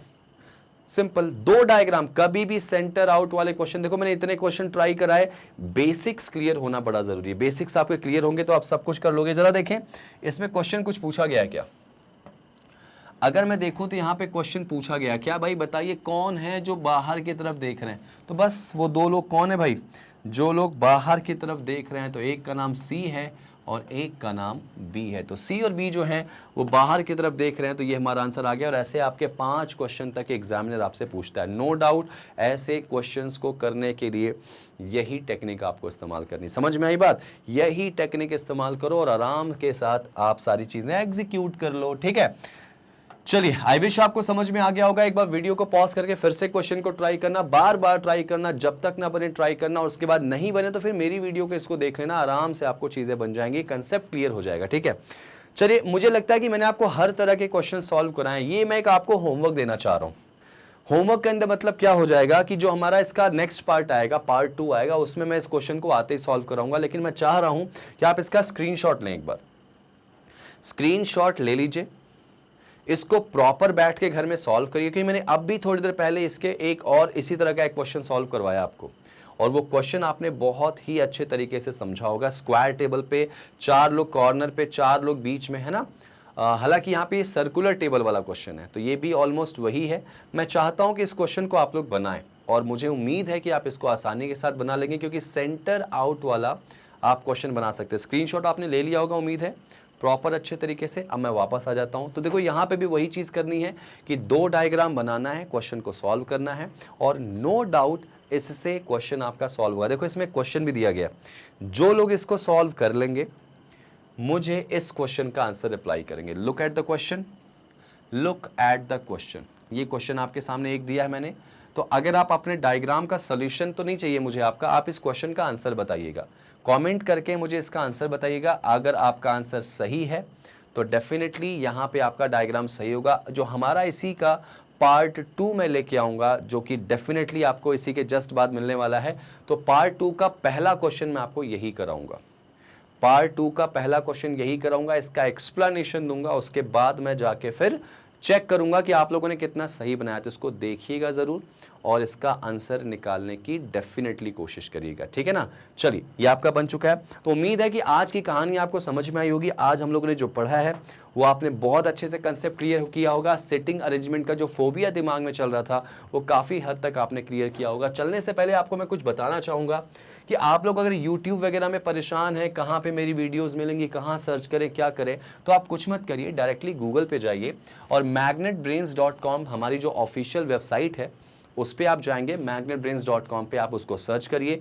आप जैसे ही सर्च करेंगे कुछ इस तरह का हमारा इंटरफेस खुल के आएगा मैग्नेट ब्रेन्स का, और वहाँ पर आपको हमारे जो कोर्सेस होते हैं, टॉप कोर्सेस होते हैं, ये बिल्कुल आपको दिखाई दे देंगे। और कुछ इस तरह के कुछ टॉप कोर्सेस हमारे दिखाई देंगे, जहाँ पे पूरा डेटा नीचे मेंशन तक होगा, यहाँ पे नीचे तक मेंशन होगा, जिसमें आपको हर तरह की जो जो क्लासेस हम आपको प्रोवाइड कराते हैं, चाहे ओलंपियाड हो या चाहे CUET हो, NTSC हो, बैंकिंग SSCs हो, है ना, कॉम्पिटिटिव एग्जाम्स की बात करें, इसके अलावा तो सारे के सारे तरह के आपको यहाँ पे क्या मिल जाएंगे, कोर्सेस मिल जाएंगे, जो कि बिल्कुल फ्री हैं। देखो ये सब मैं दिखा ज़रूर रहा हूँ, हूं, लेकिन नोटिस करना ये 100% फ्री है और भारत का एकमात्र ऐसा चैनल जो आपको सारा कंटेंट फ्री कराता है। ऐसा नहीं कि थोड़ा बहुत बता बता के चलो भाई हमारे पेड बैच में आ जाओ, ऐसा कुछ नहीं है। सब कुछ फ्री देने जा रहे हैं, तो उसको आप पूरा यूटिलाइज करो और सिलेक्शन लो। हम चाहते हैं कि आप सिलेक्शन लो, आप भी उसी जज्बात उसी जज्बे के साथ सारी चीजें लेके चलो यहाँ पे, ठीक है ना। चलो अब अगर आगे बात करें इसमें, तो ये तो हमारा पूरा हो गया। क्या ये इंटरफेस देखेंगे आप।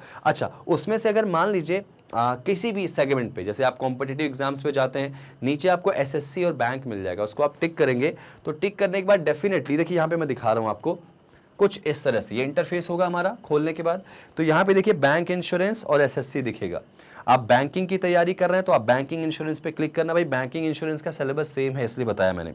क्लिक करेंगे तो कुछ इस तरह का इंटरफेस आ जाएगा। यहाँ पे देखिए SBI PO clerk, IBPS PO clerk, RBI assistant, RRB, ये सारा कुछ मिल जाएगा। आपको अगर आईबीपीएस पीओ पे टिक करना है, आईबीपीएस पीओ का एग्जाम देना, तो आप उस पर टिक करेंगे। जितने भी डेटा आपको यहाँ पे रहेगा आईबीपीएस पीओ का सब मिल जाएगा। क्लर्क वाले में क्लर्क का मिल जाएगा, पीओ का एसबीआई पीओ का उसका पूरा डेटा मिल जाएगा, ठीक है। आपने इसको क्लिक करा, मान लीजिए वॉच नाउ पे गए, डायरेक्टली आप वॉच करेंगे तो कुछ इस तरह का ये आपका इंटरफेस खुल के आएगा। इस इंटरफेस में आपको पूरा डिटेल में हम सारी चीजें देंगे कि भाई किस टॉपिक के कितने लेक्चर्स हैं, किस टॉपिक के कितने लेक्चर्स हैं पूरा, ठीक है। और जैसे ही आप किसी एक लेक्चर को क्लिक करते हैं, आप डायरेक्टली पहुंच जाएंगे कहां पर, उस लेक्चर पे। और जैसे ही आप उस लेक्चर पे पहुंचेंगे, बकायदे बैठ के फ्री ऑफ कॉस्ट इसको एंजॉय कीजिए। और आपको लगता है कि अब ये वाला हो गया, नया कहां से ढूंढें, आप यहीं पे नेक्स्ट वीडियो पे टिक करेंगे तो जो अगला वीडियो होगा उसका ऐप में डायरेक्टली आ जाएगा। मतलब अगर आपने किसी टॉपिक का पार्ट 1 पढ़ा है, आप नेक्स्ट करेंगे पार्ट 2 आ जाएगा, नेक्स्ट करेंगे अगर पार्ट 3 होगा तो वो आ जाएगा, नेक्स्ट करेंगे तो अगर वहां पे दूसरा टॉपिक होगा तो वो आ जाएगा। मतलब आपको कहीं भटकना नहीं। लेकिन एक काम कर दीजिएगा, इतनी कुछ आप सब चीजें देख रहे हैं तो वीडियो को लाइक करिएगा, जितना हो सकता है शेयर करिएगा और चैनल को सब्सक्राइब कर लीजिएगा, क्योंकि हम सिर्फ आपके लिए यहां पर हैं। आपका सिलेक्शन ही हमारा मोटिवेशन है और वो हम करके आपको देंगे। बस आपको करना यह है कि ज्यादा से ज्यादा शेयर कीजिए, जितना ज्यादा हो सकता है कि आप इस चीज को आगे बढ़ाइए और कहीं ना कहीं अपनी एक सीट पक्की कर लीजिए भाई, ठीक है। तो आई विश आपको आज की पूरी कहानी, पूरी स्टोरी समझ में आ गई होगी। तो इस स्टोरी को, इस कहानी को अपने आप में बिल्कुल लीजिए और प्रैक्टिस करना शुरू करिए। आज हमने प्रैक्टिस का सेशन रखा है। अगला जो सेशन होगा हमारा, थोड़ा क्वेश्चन ओरिएंटेड क्वेश्चन करेंगे हम इसमें डेटा। अभी मैं पूरे के पूरे पार्ट का आपको प्रैक्टिस का बताऊंगा, कंसेप्ट बताऊंगा, उसके बाद हम लेवल बढ़ाएंगे थोड़ा सा, तो मजा आएगा, ठीक है। तो आपको आज मजा आया हो तो प्लीज लाइक, शेयर और सब्सक्राइब कर दीजिएगा। और ये जो फ्री कंटेंट आपको हम दे रहे हैं, इसको पूरी तरह से एंजॉय कीजिए और सिलेक्शन की सीट पक्की करिए। Thank you so much guys, मिलते हैं नेक्स्ट सेशन में एक और धमाकेदार वीडियो के साथ। और होमवर्क जरूर करिएगा, कमेंट में मैं आपका इंतजार करूंगा, ठीक है। Thank you so much and जय हिंद।